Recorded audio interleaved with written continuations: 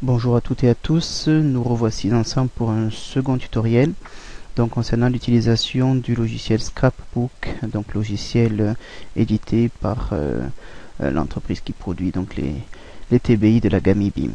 Voilà, donc nous avons vu dans le premier tutoriel un certain nombre d'exercices d'association que l'on peut aisément réaliser. Nous allons voir ici comment réaliser un autre exemple, donc avec cette fois-ci par exemple une carte. Donc je vais choisir carte de France, je vais aller à la pêche donc quelque part sur internet, chercher une image qui me corresponde. Par exemple celle-ci au hasard. Voilà, j'ai des fleuves, tu sais très bien, je vais pouvoir l'enregistrer. Je l'enregistre donc sur mon bureau, enregistrer, voilà, et je retourne ensuite dans Scrapbook pour insérer via le menu page cette image là. Donc voilà, je vais aller ici, hop, et je la présente ici. On va le déplacer, on va le réduire, pour l'instant on n'en a pas besoin. Voilà.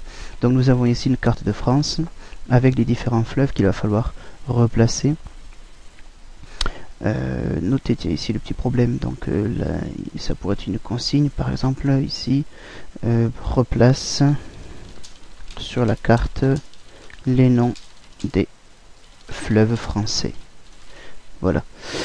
Et ici ça passe devant, donc j'ai la possibilité via un clic droit de renvoyer donc un objet de la page après l'avoir sélectionné, voilà, le renvoyer donc en arrière-plan vers l'arrière. Arrière-plan là il est situé tout au fond et voilà, je pourrais ainsi le déplacer à loisir. Bien. Donc je vais par exemple ici créer dans un premier temps différentes zones, des zones que je vais choisir comme étant carrées, voilà, pleines, de couleur bleue puisqu'il s'agit des fleuves par exemple. Voilà, je vais mettre ici une première zone. Cette zone, je peux donc en tracer également d'autres ici, ou alors faire des copier-coller, cela marche très bien. Le Rhin étant présent, eh bien nous allons le mettre, ainsi qu'ici en haut la Seine, et bien évidemment, sans oublier la Garonne en bas. Voilà, j'ai différentes étiquettes qui vont me servir d'endroit où placer. Je pourrais éventuellement utiliser d'autres éléments tels que par exemple les flèches pour indiquer plus précisément de quel type d'objet, pour indiquer avec un peu plus de précision les éléments que je souhaite renommer. Voilà, ça peut se faire également en classe, en live devant les élèves. Voilà. Je reprends à présent mon outil texte et je vais taper, bon ben tiens, par exemple, la Garonne. Donc évidemment on essaiera de taper des étiquettes qui soient à peu près de la taille de... Hop, donc je peux sélectionner et réduire un petit peu, voilà, la Garonne. De la même façon, je vais mettre donc la Loire. Hop, tac, c'est un peu fastidieux.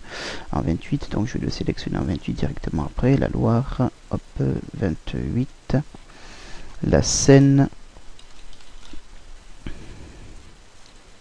Hop, tiens, le 28 est parti, c'est transformé à 27.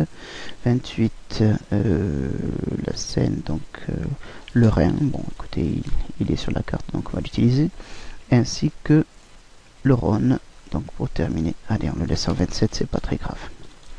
Voilà, j'ai mes différentes étiquettes, et là également il s'agit d'un exercice d'association. Ces étiquettes pourront être dispatchées dans un réservoir par exemple, avec éventuellement, je sais pas moi, on pourrait très bien imaginer qu'il y a donc des intrus, tiens, par exemple la Meuse, voilà. Et les élèves vont devoir ensuite venir au tableau pour déplacer les éléments et les replacer donc aux endroits souhaités.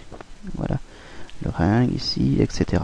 Donc ça c'est un exercice simple. Après je pourrais très bien imaginer une solution, à savoir prendre cet élément là, par exemple le copier, le coller, voilà, le placer ici de façon à vérifier et mettre par exemple, dessiner sur cet élément là donc une petite forme grise comme un jeu de grattage par exemple. Voilà, donc je reprends ici du gris, je n'en ai pas, donc écoutez, je peux prendre du noir. En tout cas il faut que je puisse retrouver effectivement la zone, ou du jaune, tiens le jaune c'est pas mal, la zone donc qui serait à afficher.